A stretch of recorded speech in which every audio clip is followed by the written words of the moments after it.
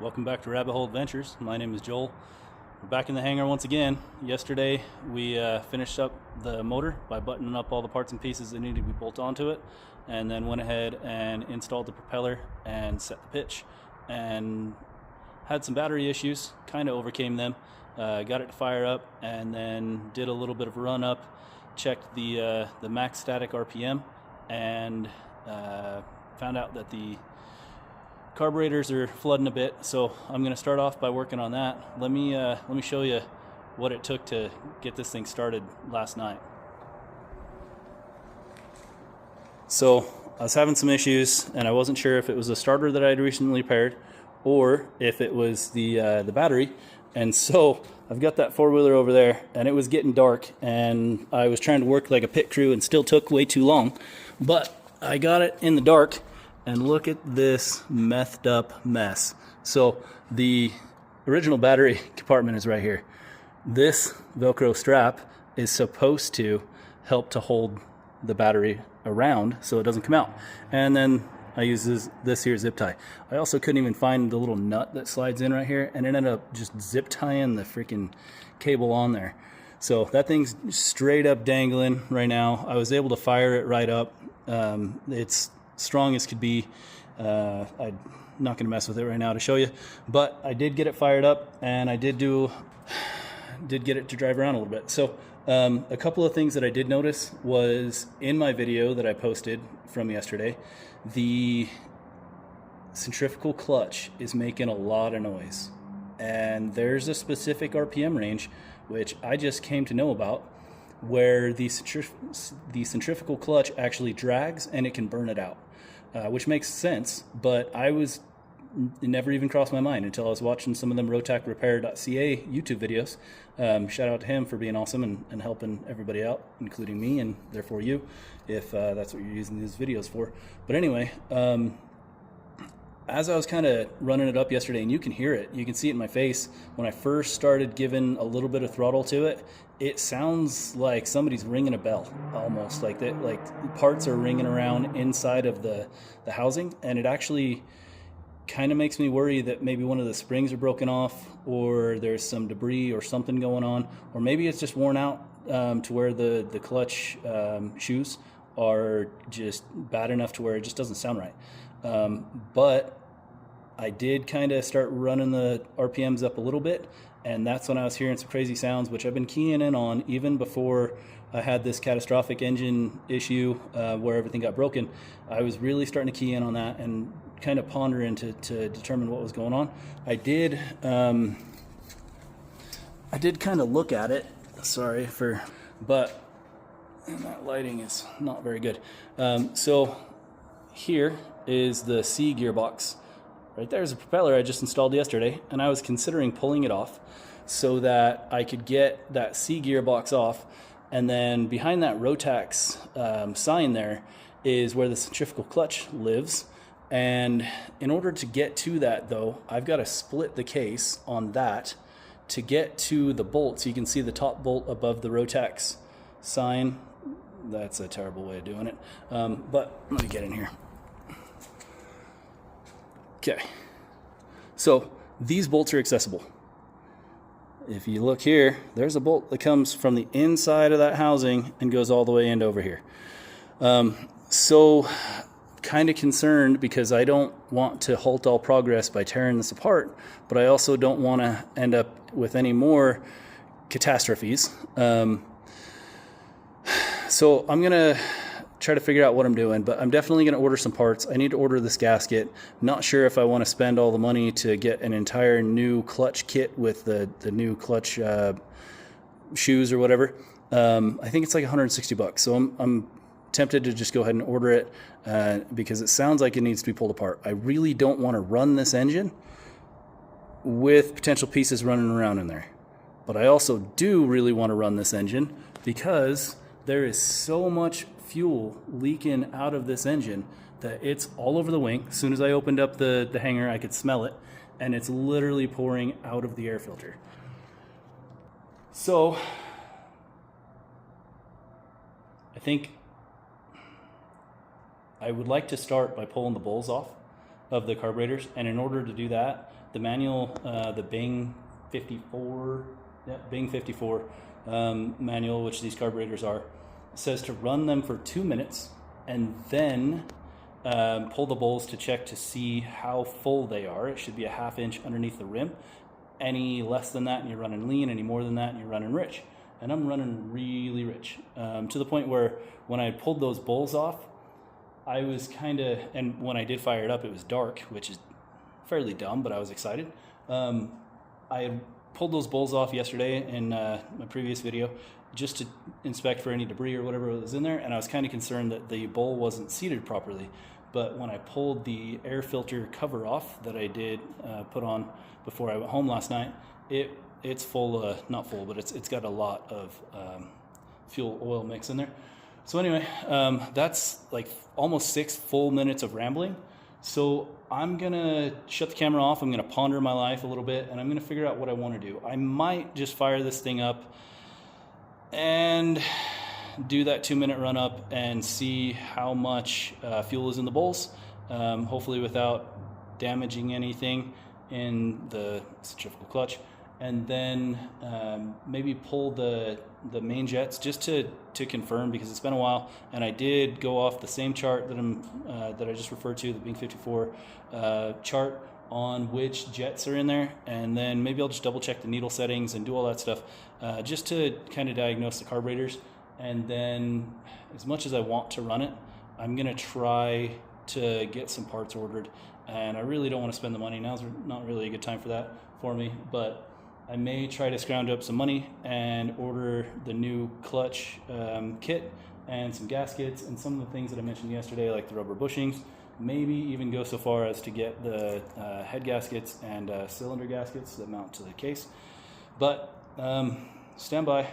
I will be right back to you, and you will see where this saga goes. Well, as part of the things that I mentioned on that first rant there, the 7-minute long rant where I didn't take a breath, there is the stuff inside of the actual air filter cover. And then I did get a new battery, which I'm going to start all of this work with by installing it. So for those who care, it's a Duralast Gold. The last one didn't last, even though it's a Duralast. It only lasted 2 years and crapped out on me. So this here, as you can see, the model number, if you're interested, is AZX14, Alpha Zulu X-Ray 14. Okay, I'm gonna get rid of that contraption and install this new guy. Well, everything I do is one step closer. I've got it pulled out and just replaced the battery with the new one. And I'm gonna run it a little bit. I'm gonna keep an eye on, well, keep an ear on that there centrifugal clutch that's running the C gearbox and the propeller. I don't want to run it, but I'm gonna run it just because I need to try to get the carburetors figured out, and then I'm gonna order the parts hopefully this evening, and then next time I come back, hopefully I can get it shipped and delivered before Friday, which today's Sunday, but we'll see what I can do. I'm gonna fire it up and probably even taxi it around a little bit. Probably won't get the best footage of it just because I'm gonna use my camera on my cell phone, but let's get this thing fired up. Alrighty, here we are. Could say things are getting kind of serious. Got the headset on, got the radio hooked up, got it all set up. I figure if I'm gonna be taxiing around in the day, even if it's just around the hangar, I might as well at least be tied into comms so I know what's going on around me. But I did fire it up, and I forgot to get that on video, so she should fire right up now. Turning the mags on. And clear prop. There it is. Right up.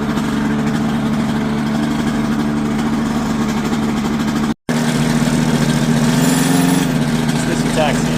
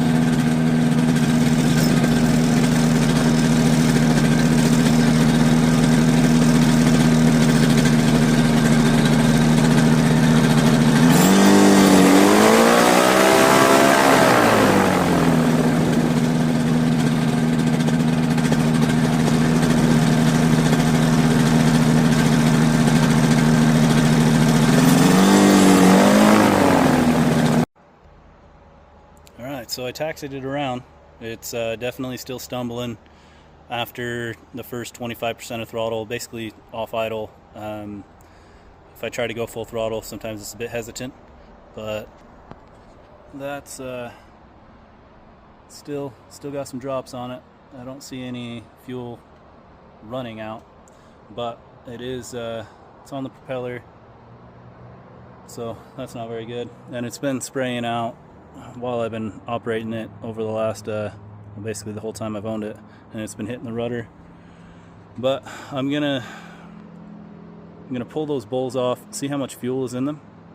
I'll probably put a sandbag on the front end just to drop it down to where everything's level and I don't spill anything out since it's on an angle.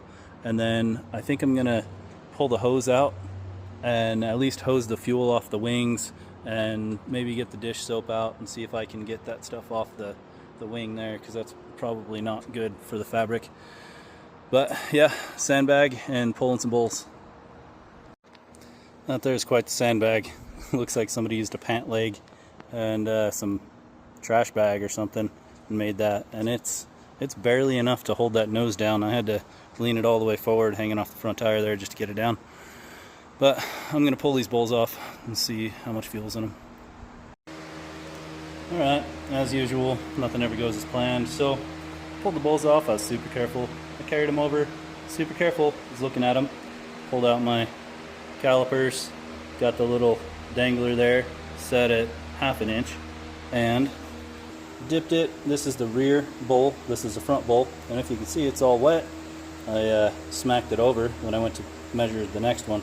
So this guy, if you can see that just barely touches the fuel level.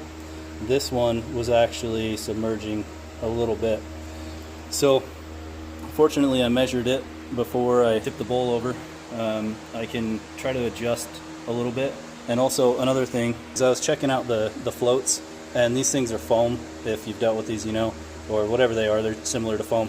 So sometimes they can get a bit heavy and one can sink and not be as buoyant as the other. So they actually looked good, even though these are sunk down because I dumped most of the fuel out of it. You probably can't see very well from that angle. But the fuel level just needs to be lowered on this one, which is the rear one. The front one should be fine. I'll make a slight adjustment and see what I can get out of it. I'm going to put everything back in and redo the test. So if you can see that there, that little arm that's dangling down, if I can get my finger in there, this guy, I'm going to bend it down just a tiny bit on both sides, and that should adjust how much fuel is filling up in the bowls. There is a actual measurement that you're supposed to use. I believe it's based off of this lip here compared to where that is. And you know what, I think since I've got my calipers out and I'm already doing this, I'll try to measure it. Maybe I'll run I'll try to measure it, and then that way it's more scientific and I can tell how much I've adjusted it, and try to, if it doesn't work, I can adjust it back. Alright, not the best angle and a little shaky, and can't really get it to focus because I'm holding the tape measure with one hand and phone with the other, but that's where we're at on that side. And then I adjusted this troublesome side down a bit, and they're about even. This one might be running a little bit lower than the other one, not certain, but I adjusted it on both sides of those arms and they're even. And so here I am crammed on a ladder, but I adjusted it a little bit, so I'm gonna put everything back together and run it and see what I get. Well, with Rabbit Hole Adventures being the name of the game, I just went down quite the rabbit hole. I determined that the main jets that are in my carburetors are 152s, and they should probably be 150s. So that's probably the cause of why it's running so rich. So I'm gonna order those, and I'm still gonna reinstall that bowl. I tore apart my entire hanger, just looking to see if I had ordered some main jets to have on standby. Went through all of my receipts, went through all my shelves, all my boxes, all my things. Found a lot of things I forgot that I had, but I do not have any main jets. So I'm going to add that to my list of stuff to get, and I'm going to try to get it. So let me put these bolts back on.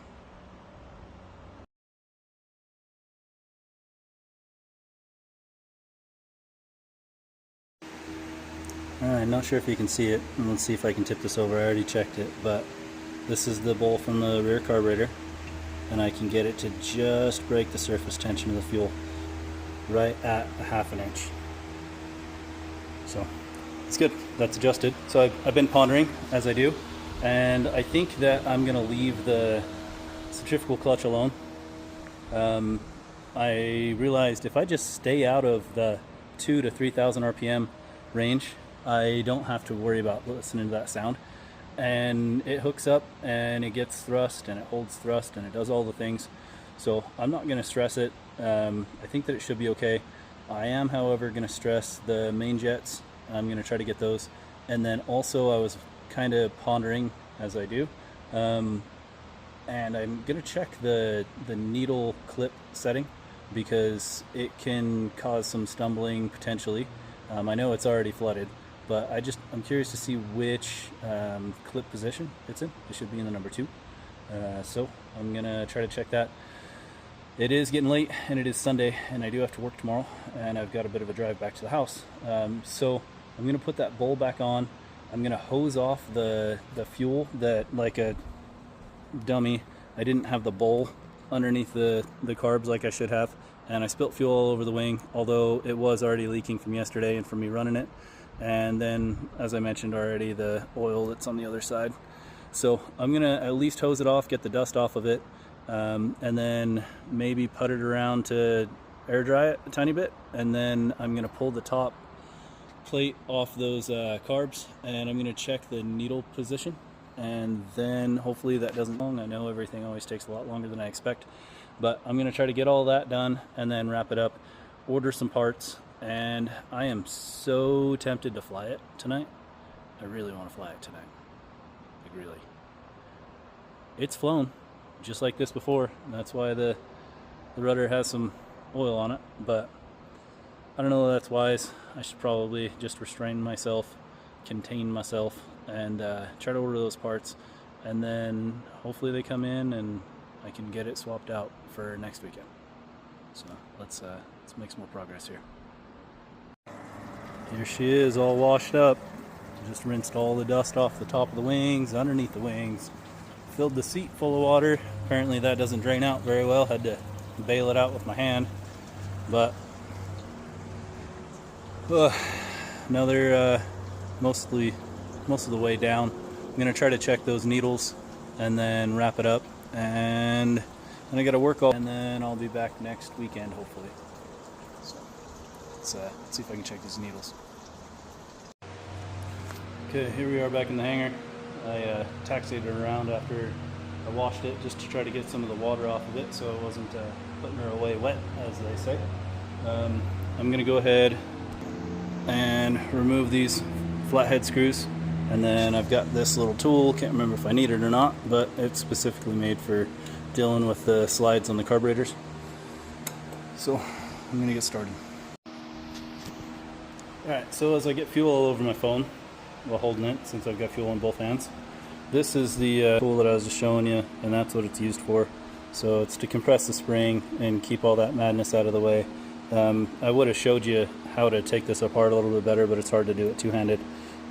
So the reason why I'm doing all this is so I can check the setting on this needle, and it is on the highest one, which it should be on the second one from what the manual says.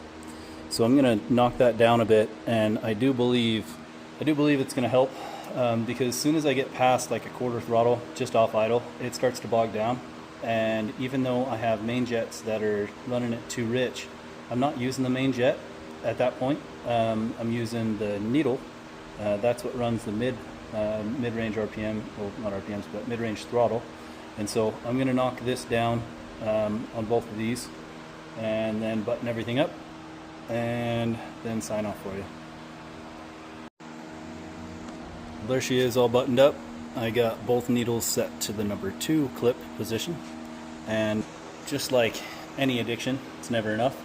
So although it's nearly 9 o'clock and I have to work tomorrow and the drive that I mentioned home, I'm going to pull this thing back out once I move this ladder out of the way, and then I'm going to see if it made a difference, because if I don't check now, I'm going to be pondering this all week until I get back here. So let's go. Alright, here we go. Master on, both mags. Clear prop.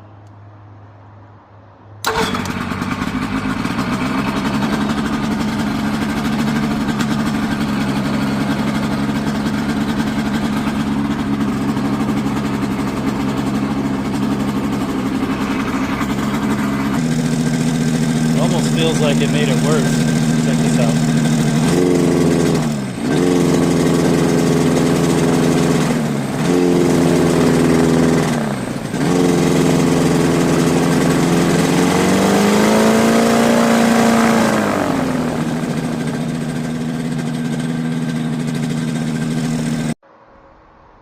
So not only did moving that needle position down to the number 2 position from the number 1 make it stumble even worse and not run as good, but now it feels like something's shaking.